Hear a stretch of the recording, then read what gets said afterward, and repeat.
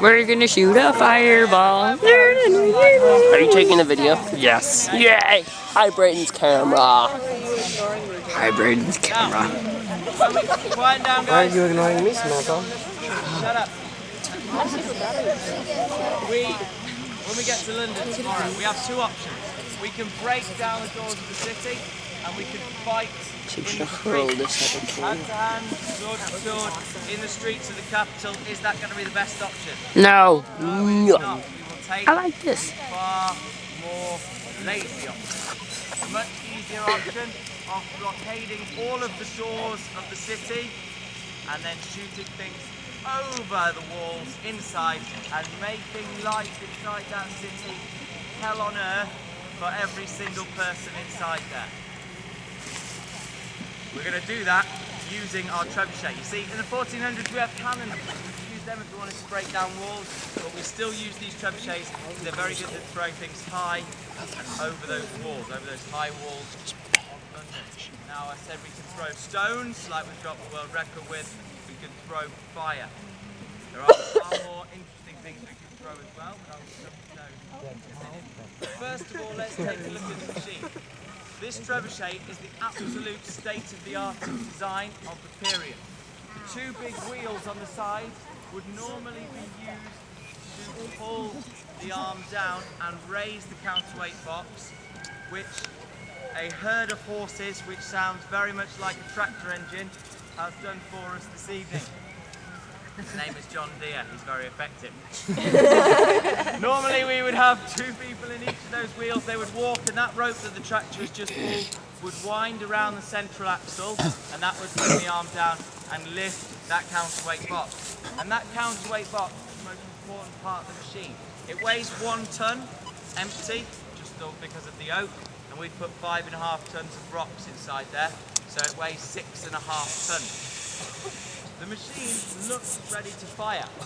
Normally, however, we would have to unwind the rope from the central wheel by having people walk the other way in the wheels, and the machine still would not be ready to fire.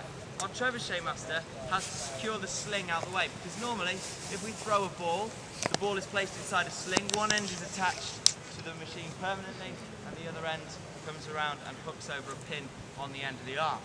However, with a fireball, if we did that, it would simply burn through the sling, and then we would loose the machine and the fireball would stay in the middle of the machine burning. And why is that a problem? Yes, it will burn our trebuchet down because it is made of wood.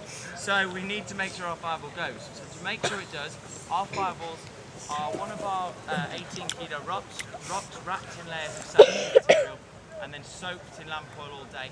And attached to those rocks is a chain and then a rope. And that flies with the ball. That means that we can throw it without burning a big hole in the sling. Now back to those wheels on the side.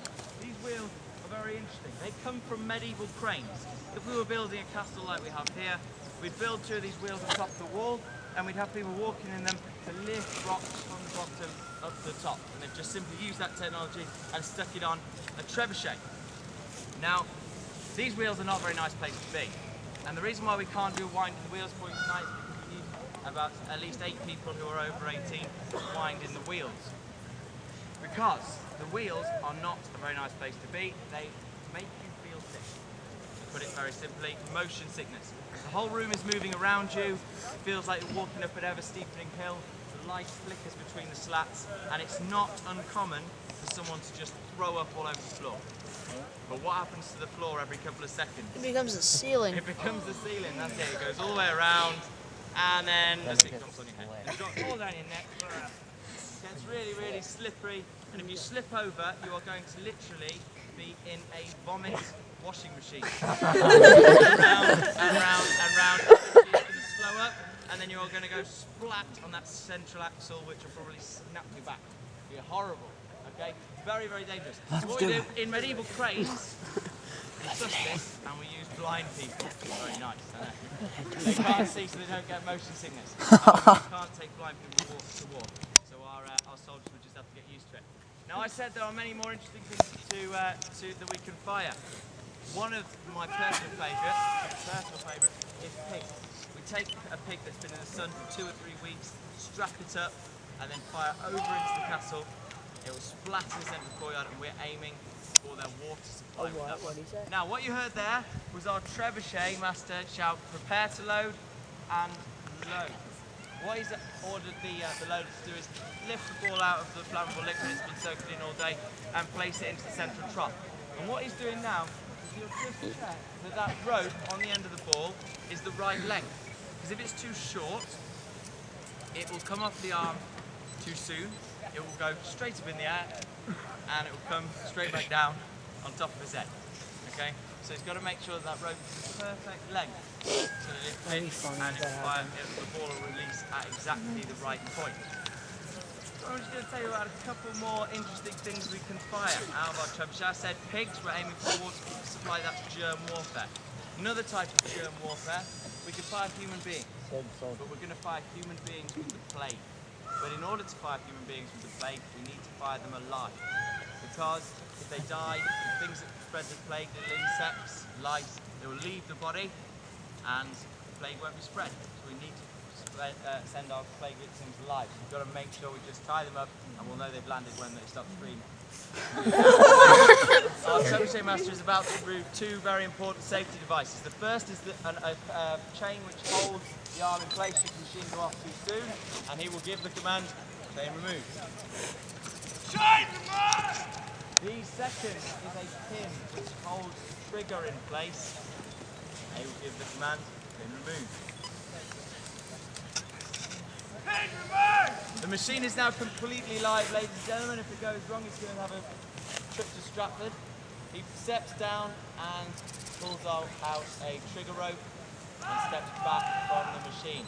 He then gives the command, add fire, which orders the lighting of the projectile, and now he's going to hold his nerve. Too long, and our wooden machine is up in flames.